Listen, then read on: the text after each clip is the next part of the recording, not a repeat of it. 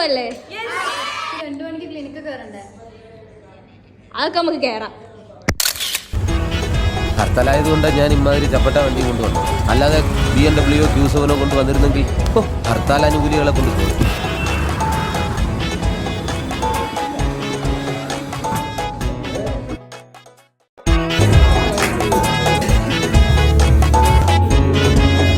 അതുകൊണ്ടല്ലേ ആഹാരം കഴിക്കാൻ നിർബന്ധിച്ചപ്പോ എങ്കിൽ ആയിക്കോട്ടെ എന്ന് പറഞ്ഞത്.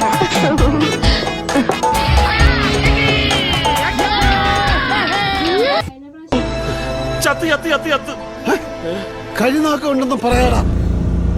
പറപ്പിച്ച് വിട് പാപ്പ. ഓടുന്ന തന്നെ ഭാഗ്യം.